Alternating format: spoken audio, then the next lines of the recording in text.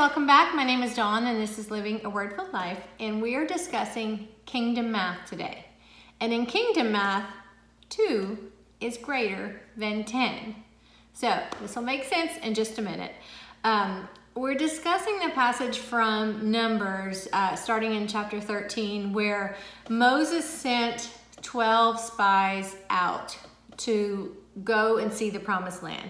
Now God had already told him it was good, but he just wanted to make sure. God didn't tell him to see if it was good enough. He didn't tell him to do that, but he did it anyway. That's a whole nother issue. But let's start in Numbers chapter 13, verse 26. And this is after the 12 spies went out. The first group, 10 of them, reported this. And they came back to Moses and Aaron and the whole Israelite community at Kadesh in the desert of Paran. There they reported to them and to the whole assembly and showed them the fruit of the land.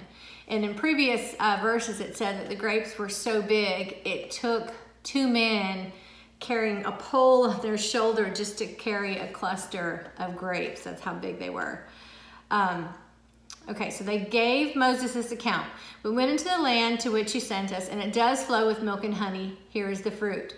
But the people who live there are powerful, and the cities are fortified and very large.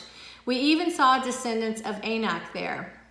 The Amalekites live in the Negev. The Hittites, the Jebusites, and the Amorites live in the hill country, and the Canaanites live near the sea along the Jordan.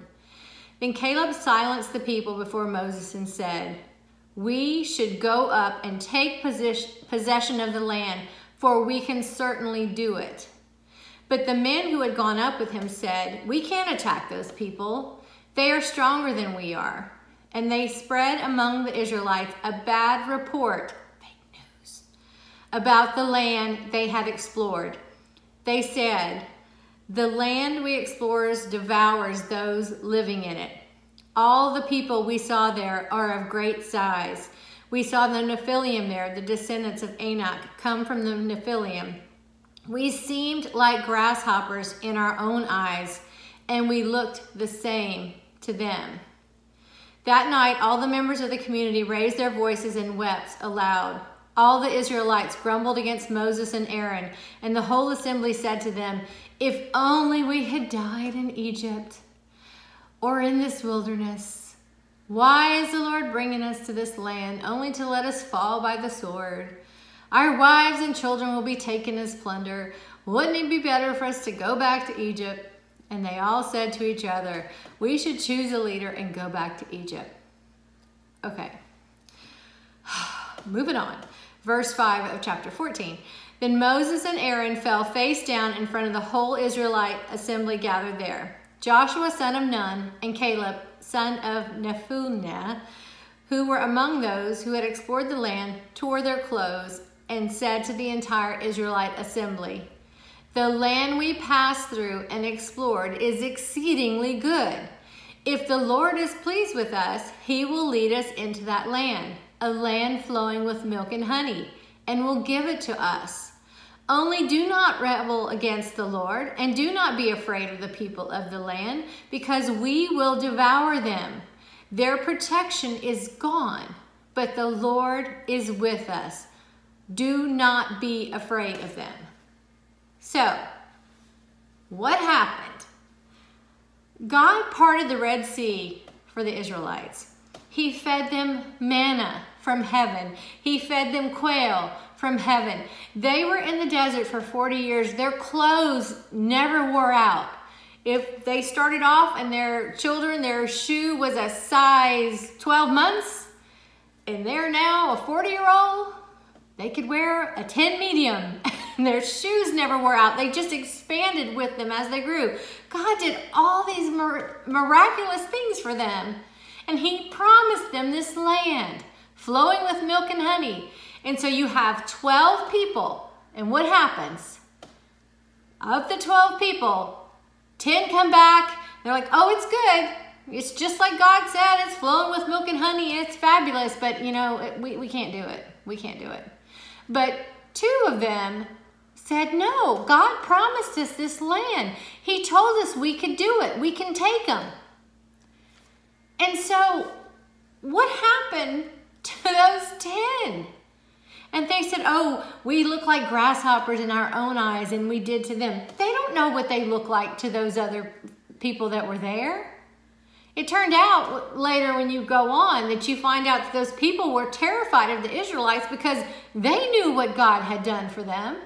At least they appreciated what God had done for the Israelites. So, my point today is, who are you going to be? Are you going to be on team 2? Are you going to be on team 10? Because team 10 is the easiest team to be on. It's the most common. You see something, you hear something, you're like, oh, doom and gloom. That's the way it's going to be. We're all going to die in the desert. We're all going to get, I'm not even going to say it. It starts with a C and rhymes with vid, or ends with vid. I'm not going to say that word. You know, all people in fear about all this stuff. It's just mind-boggling how the same people can see the same thing. And it's just like, what is God telling you? If God is your God and he's able to do everything he says he can do, then why aren't you believing it? Why are you believing what other people on the news say? Why are you believing these doctors, but not these doctors? Because these doctors are supported by TV. These doctors are supported by actual doctors who are dealing with stuff. It's like, who are you going to believe?